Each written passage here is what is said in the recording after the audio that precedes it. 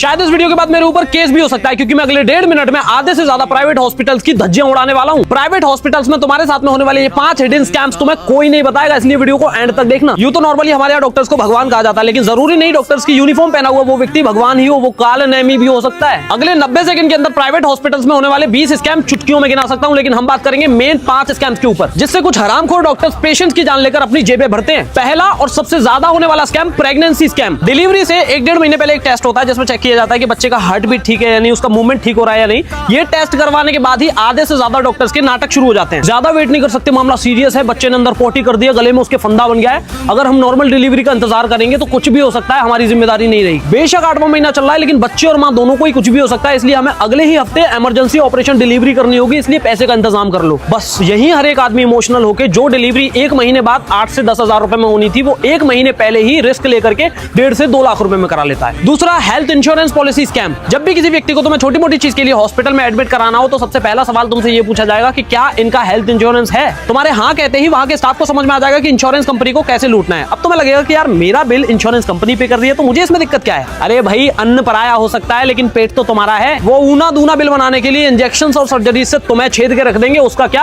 अगर उस व्यक्ति की बीमारी छोटी मोटी है तो छूटते ही तुम्हें मना कर देना है, क्योंकि अगर हाँ कर दिया तो ये कुत्ते को हड्डी दिखाने जैसा होगा। अब तीसरा है मेडिसिन स्कैम। जरूरी नहीं कि कोई भी डॉक्टर्स तुम्हें दवाइयां लिखे तो वो दवाइयां तुम्हें उसी के स्टोर से या उसी के मेडिकल से लेनी पड़ेंगी। तुम्हें कानूनी तौर पर पूरा अधिकार है कि तुम दवाइयां कहीं से भी खरीद सकते हो। पहले चेक कर लो हॉस्पिटल के मेडिकल स्टोर पे दवाइयों की प्राइसिंग क्या है और बाहर प्राइसिंग क्या है, जहां से अच्छा लगे वहां से खरीदो। चौथा, इमरजेंसी आईसीयू स्कैम। इसमें परिवार को बोला जाता है कि इनकी कंडीशन बहुत ज्यादा खराब होती जा रही है, इनका ऑक्सीजन लेवल गिरता जा रहा है, अगर आईसीयू में भर्ती नहीं किया तो इनके साथ में कुछ भी हो सकता है। अब यहाँ कितना भी गरीब आदमी हो, वो अपने फैमिली मेंबर को बचाने के लिए तुरंत ही आईसीयू में भर्ती करने के लिए हाँ कह देगा, और यही शुरू हो जाएगा डॉक्टर्स के चार्जेस का नंगा नाच। आईसीयू में bed charges, monitoring charges, oxygen charges, nursing charges, doctor charges, uses of equipment charges, और भी न जाने कितने चार्जेस को बिल में ऐड करके उस बेचारे की खून पसीने की कमाई को चूस जाएंगे ये हरामखोर। अब 5वां और सबसे मेन ओवर प्राइसिंग स्कैम, जो ज्यादातर लोगों के साथ में होता है। जब तुम हॉस्पिटल से डिस्चार्ज ले रहे होते हो, इसमें डिस्चार्ज के बाद जब फाइनल बिल पे करना होता है, जब बेचारे ज्यादातर लोगों को जानकारी ना होने की वजह से जितना उनसे बोला जाता है वो बेचारे उतना ही पे करके चले जाते हैं, जबकि बिल में पैसा बढ़ा चढ़ाकर ऐड किया जाता है। एमआरपी से महंगी दवाइयां,